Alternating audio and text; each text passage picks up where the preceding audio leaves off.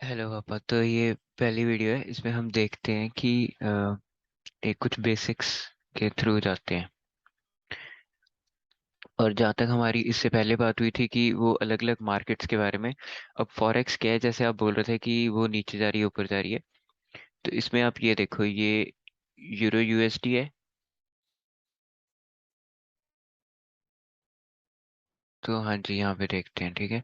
Currencies हम trade करेंगे और इंडेक्सेस पे भी मैं बात करता हूँ, और ये देखते हैं। तो जो करेंसी होती है, जैसे स्टॉक तो होता है वो सिंगल ट्रेड होता है, जैसे एप्पल का स्टॉक हो गया या किसी भी चीज़ का स्टॉक है, वो कंपनी का स्टॉक है। करेंसीज क्या रिलेटिव टू ईच अदर होती है। तो जैसे ये पहली है यूरो यूएसडी। तो मतलब euro as compared to USD. ठीक है, और इधर हेडिंग में 240 मिनट्स लिखा है, तो मतलब ये 4 आवर का चार्ट है। ये 1 आवर के चार्ट पे 60 मिनट आ जाएगा। ठीक है। तो अगर मैं एक बार डेली और वही दिखाऊं आपको कि ये किस ट्रेंड में है, ये डाउन ट्रेंड में है। क्योंकि जो यूएसडी है वो स्ट्रांग होता जा रहा है, तो यूरो बाय डिफॉल्ट वीक होता जा रहा है, तो ये ऐसे डाउन ट्रेंड में। तो ऐसे ये ग्रेट पाउंड ऑस्ट्रेलियन डॉलर भी। तो एक जनरल रूल ऑफ थंब क्या है कि अगर जिसके पीछे यूएसडी लगा हुआ है ना, तो वो सारे डाउन ट्रेंड में है। जैसे इसको भी देख लो, डाउन ट्रेंड में, डाउन ट्रेंड में ऑस्ट्रेलियन डॉलर। ये काफी ज्यादा ऊपर आता है बट फिर भी नीचे ही जाता है डेली चार्ट। अब ये जिसके यूएसडी आगे लगा है, यूएसडी जेपीवाई, तो मतलब ये जापान की करेंसी और यूएसडी की। तो आप ये देखो, जापान की करेंसी जैसे इंडिया जैसा हिसाब हुआ कि $1 110 का होता था, 140 का हुआ हुआ। यूएसडी कैड, कनाडा की भी ऊपर ही जा रही है बट थोड़ी कम जा रही है रिलेटिवली। इंडिया की देखते हैं, यूएसडी इंडिया, तो ऊपर ही जा रही है। आप देख सकते हो कि 21 में 72 का था डॉलर, अभी 80 का डॉलर है। ऐसे ही है। ठीक है, ये जो भी है स्विस की करेंसी, पर मैं इसे इतना देखता नहीं हूँ। हम सिर्फ इन तीन पे फोकस करेंगे जो कि डाउन ट्रेंड में है। और इस पे फोकस इसलिए करते हैं क्योंकि स्प्रेड्स अच्छे हैं, इस पे बहुत सारे ट्रेडर्स ट्रेडिंग करते हैं। अब हमें क्या मैटर करता है, जो मार्केट में सबसे पहले होना चाहिए वॉल्यूम। वॉल्यूम की मतलब कितना फंड एक दिन में ट्रांसफर होता है। तो जैसे अगर मैं इस पे आऊँ, फॉरेक्स का डेली वॉल्यूम कितना है? 6.6 ट्रिलियन। मतलब 6.6 ट्रिलियन यूएस डॉलर्स एक दिन में ट्रेड होते हैं। और कौन ट्रेड करते हैं? हम ट्रेडर्स तो बहुत छोटी चीज़ है, हम तो इसमें कुछ नहीं कंट्रीब्यूट करते। मेनली जो करते हैं, जैसे सेंट्रल फंड्स हो गए, सेंट्रल बैंक जो गवर्नमेंट पॉलिसीज क्रिएट करते हैं वो ट्रेड करते हैं रोजाना। बैंक्स ट्रेड करते हैं, मेनली जो 5-6 बैंक के बड़े दुनिया में, वो ट्रेड करते हैं क्योंकि सारे बिजनेसमैन बैंक के थ्रू अपना पैसा कन्वर्ट करते हैं। और मतलब जो भी बड़ा कैपिटल कंट्रोल कर रहा है ना, जो मिलियन बिलियन का कैपिटल मैनेज करने बैठा हुआ है बंदा, जो कि एक बड़ी कंपनी में या एक सरकार के किसी बड़े डिपार्टमेंट में है, उसके हाथ में होते हैं कि उसको बड़े ऑर्डर्स लिखने।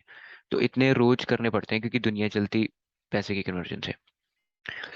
तो हम एज ए ट्रेडर क्या देखना चाहते हैं, हमारा फोकस सारा उन कैपिटल इंजेक्टर्स पे है जो कैपिटल इतना ट्रेड करते हैं।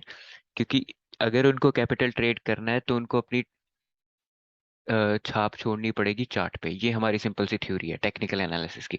इसमें कोई फंडामेंटल्स इन्वॉल्व नहीं है कि कि यूरोप और यूएसडी की बातें, क्योंकि वो लॉन्ग टर्म में फंडामेंटल्स काम आते हैं डेली चार्ट पे।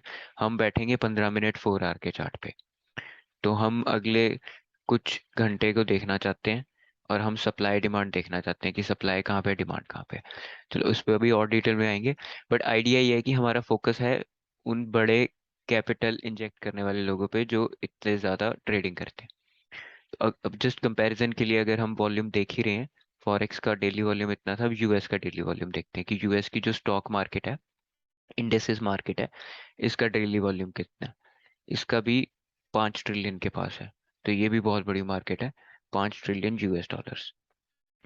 ठीक है, ये एवरेज डेली ट्रेडिंग वॉल्यूम की डेफिनेशन होगी, क्योंकि एवरेज निकालते हैं, रोज का वेरी करेगा। तो इंडियन स्टॉक मार्केट का देख लेते हैं कितना है डेली वॉल्यूम। तो अगस्त के महीने में ये था अराउंड, आप 60,000 पकड़ लो, 60,000 करोड़। ठीक है, 60,000 करोड़ डॉलरों में जितना भी होता है। बट आपको एक आइडिया लग गया, डॉलरों में मेरे ख्याल से ये बिलियंस तक ही होगा, इससे ज़्यादा कुछ नहीं है। ठीक है, क्योंकि जो करोड़ होती है उसके पीछे होती है 7 जीरोस, और ये 60,000 ले लूँ तो 1 2 3 4 4, 7 + 4 हो गया 11 जीरोस, और 1 बिलियन में होती है 9 जीरोस। 9 और 2 मतलब 100 बिलियन के आसपास ही बैठा इंडिया का डेली ट्रेडिंग वॉल्यूम। क्योंकि आईएनआर में इसलिए कम है, और ये ट्रिलियनों में है, बिलियन से 1000 गुना बड़ा होता है 1 ट्रिलियन। तो ठीक है, ये इतना जरूरी नहीं है, जस्ट कॉन्टेक्स्ट के लिए है कि हमें वॉल्यूम चाहिए, वॉल्यूम की एज अ ट्रेडर, राइट। हमें वॉल्यूम क्यों चाहिए, अब इस पे आते हैं कि प्राइस हिलता कैसे है, प्राइस किसी भी चीज का डिसाइड कैसे होता है, राइट। तो इसको अगर मैं एक बार के लिए इसको पॉज करता हूँ, क्योंकि ये हिलती जाएगी। तो अब प्राइस क्या है, बिल्कुल बेसिक चीज़ है, सप्लाई एंड डिमांड पे काम करता है। एक पर्टिकुलर प्राइस पॉइंट पे कितने लोग खरीद रहे हैं, कितने बेच रहे हैं। एक सेकेंड।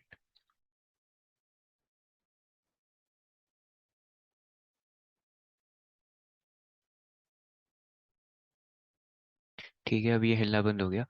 तो अब जैसे ये इथीरियम का देख लेते हैं, जस्ट ये मैं डेटा इसलिए ले रहा हूँ क्योंकि ये अवेलेबल है। ठीक है। अ, तो ये $1590 पे ट्रेड कर रहा है। तो ये बीच में है स्प्रेड, जहाँ पे किसी को कोई वो नहीं मिलेगा, जो कि बहुत ही कम है, आप देख सकते हो कुछ भी नहीं है। तो इस प्राइस पे इतने सेलर बैठे हैं, इस प्राइस पे इतने, इस पे कोई बायर्स नहीं बैठे हैं, इस प्राइस पे इतने बैठे हैं। तो इससे आइडिया जो मोटा मोटा मैं ये आपको दिखाना चाहता हूँ कि ये जो प्राइस है इधर वाई एक्सिस पे लगा हुआ, वो इधर सेम यहाँ पे लगा हुआ है, ठीक है। ये इतने सी चीज का स्नैपशॉट बना रहा है, डेप्थ ऑफ मार्केट कहते हैं इसे, कि ये ऑर्डर बुक है, कि आपकी बुक्स डीप डीप होनी चाहिए, कि अगर मैं यहाँ पे एक ऑर्डर लगाता हूँ तो यहाँ डॉट की तरह दिखेगा, और जैसे जैसे प्राइस वहां तक पहुंच रहा है, और फिर जो भी करना चाहता है। ठीक है, ये ऑर्डर बुक्स कैसे बनती हैं अब। तो मतलब क्या है कि ये जो पर्टिकुलर प्राइस है, इस पे इतना वॉल्यूम पड़ा है, राइट। ये वॉल्यूम रिप्रेजेंट करता होगा कुछ डॉलर्स में। तो इस पे लोगों ने लिमिट ऑर्डर लगाए हुए हैं। लिमिट ऑर्डर सिंपली होता है कि अपना ऑर्डर लगा दिया और कहा कि इस पे दबाए मैं एग्जीक्यूट हो जाए प्राइस। तो ये आप देख सकते हो, एक तरीके से वॉल सी बन जाती है, कि ये ऑर्डर ब्लॉक हो गया, इसे हम ऑर्डर ब्लॉक कहते हैं। कि ये जैसे यहाँ पे लेट से, अगर मैं इसको चलिए डिलीट कैसे होगा मुझे पता नहीं, बट ये ऑर्डर ब्लॉक हो सकता है, जैसे ये एक ऑर्डर ब्लॉक है, कि प्राइस जब यहाँ आएगा रेजिस्टेंस फेस करेगा और नीचे जाने की संभावना ज़्यादा है। जस्ट मैं वैसे बोल रहा हूँ, अभी जो मुझे पता भी नहीं कितने मिनट का चार्ट है, 3 मिनट का चार्ट है। तो ये ऑर्डर ब्लॉक हो गया, ठीक है। तो ये कॉन्सेप्ट हुआ ऑर्डर बुक्स का। बुक्स से ये है कि हम वॉल्यूम चाहते हैं, कि ऐसा ना हो कि जब मैं जिस प्राइस पे लेना चाहता हूँ कोई चीज़, मेरे को उसी प्राइस पे मिले, और मेरे लेने से प्राइस हिल ना जाए। बैंक और ये जो बड़े लोग पैसा बड़ा डालते हैं, उनकी प्रॉब्लम ही ये है, क्योंकि अगर वो किसी चीज़ पे खरीदेंगे तो प्राइस शूट अप हो जाएगा। वो इतना बड़ा ऑर्डर होता है इनका, तो इसलिए वो ऑर्डर छुपाने की कोशिश करते हैं अपना, कि थोड़ा सा यहाँ खरीदा, थोड़ा सा प्राइस को ऊपर आने दिया, फिर नीचे आने दिया, फिर खरीदा। करते करते करते वो रेंज सी बनवाते हैं, जिसमें वो अपना ऑर्डर छुपा रहे होते हैं, और फिर वो इम्पल्स क्रिएट करते हैं। तो इसमें अभी हम आएंगे कि ये मार्केट साइकिल्स होते हैं, कि मार्केट हमेशा साइकिल्स में चलती है, जो कि है कंप्रेशन। जैसे इधर देखो, कंप्रेस हुई मार्केट यहाँ पे, फिर इम्पल्स आया, ठीक है। हर जगह मार्केट पहले कंप्रेस होएगी थोड़ी सी, जहाँ पे वो पैटर्न कह लो आप ऐसे का, कोई भी पैटर्न की फॉर्म में देख सकते हो, या सप्लाई डिमांड की फॉर्म्स में हम देखेंगे, हम लोगों की ऑर्डर्स के फॉर्म में देखेंगे कि कंप्रेशन आया, फिर उसके बाद उसने रिलीज किया अपना ऑर्डर। अब जैसे यहाँ पे देख सकते हैं सिंपली, कि यहाँ पे ये सप्लाई पड़ी थी पुरानी, उधर आया प्राइस, उस पर टैग करके उसने अपना पुराना लो दोबारा तोड़ा, जो कि एक्सपेक्टेड था, क्योंकि हम डाउन ट्रेंड में। खैर, हम उस पे आते हैं कि सारे टाइम फ्रेम्स को एक दूसरे के साथ कोरिलेट करके देखना है। अब जैसे ये 15 है, तो उन सबको कोरिलेट करके देखते हैं, बट अभी मैं बेसिक थ्योरी कवर कर रहा हूँ। पहला तो ये हो गया कि प्राइस मूव कैसे करता है। Price simply supply and demand है। अगर एक लेवल पे जो सेलर्स हैं वो खत्म हो गए, तो प्राइस उसके आगे जाएगा खुद ही। अगर 9 रुपए पे बेच रहे हैं, 10 रुपए पे बेच रहे हैं लोग, और खरीदने वाला बंदा बैठा है 8 रुपए पे, तो अभी मार्केट कुछ नहीं हो रहा, मार्केट खड़ी है, राइट। अगर 9 पे बेच रहा है कोई, 10 पे बेच रहा है, और खरीदने वाला 10 पे है। ये तो हो गई लिमिट। अब कितने होते हैं मार्केट ऑर्डर जो आते हैं सीधा मार्केट में, जो कहते हैं मुझे बाय करना है, तो इसको सीधा 9 पे बाय होएगी, क्योंकि 8 वाला तो 8 पे बैठा है, इसको 9 पे बाय हुई। अब इसने 9 पे बाय करके चला गया, ठीक है। अब जो 8 वाला है वो देखेगा, अच्छा भाई कि वो वहीं बैठा रहेगा, तो या तो और मार्केट ऑर्डर्स प्राइस को ऊपर लेके जा सकते हैं, या फिर जो 10 वाला है वो ये देखेगा कि मेरा 10 पे नहीं बिक रहा, मैं नीचे आ सकता हूँ, तो उसके पास भी ये डिसीजन अवेलेबल है। एसेंशली ये बहुत फास्ट होता है, जैसे कि आप देख ही रहे हो कि लगातार ऑर्डर्स आते जा रहे हैं हजारों की फॉर्म में, और वो प्राइस को आगे पीछे हिलाते रह रहे हैं, और हमारा इंटरेस्ट है इन चंक्स में, इन बड़ी बड़ी दीवारों में, जो यहाँ पे कहीं पे बनी हुई हैं अलग अलग जगह पे, और हम उन्हें ट्रेड करते हैं, वो हमारी स्ट्रेटेजी, मतलब उस पर हम फोकस करेंगे। ठीक है, कैपिटल इंजेक्टर्स की बात कर दी, हमारा दूसरा फोकस होगा इन पे, कि जो लोग बड़ा पैसा मूव करते हैं, ये जब मूव करते हैं तो ये उस पे छाप छोड़ के जाएंगे अपनी चार्ट पे, उसके बिना ये मूव ही नहीं कर सकते। तो हम उसको देखने की कोशिश करेंगे, और कोशिश करेंगे इनके पीछे पीछे ही ट्रेड करें, जहाँ पे ये लेके जा रहे हैं हम उसके पीछे पीछे चलें थोड़ा सा, और बस बाहर आ जाए, हमें कोई मेजर मूव तो प्रिडिक्ट नहीं करने। ठीक है, ये तो हो गया सिंपल। उस पे बात कि थ्योरी क्या है, कि मार्केट हम कैसे देख रहे हैं। ठीक है, अब उस पे भी आ जाते हैं, इधर से मैं ये हटा देता हूँ, क्योंकि हम इन सबको ट्रेड नहीं करते, जस्ट मैंने आपको दिखाने के लिए किया था।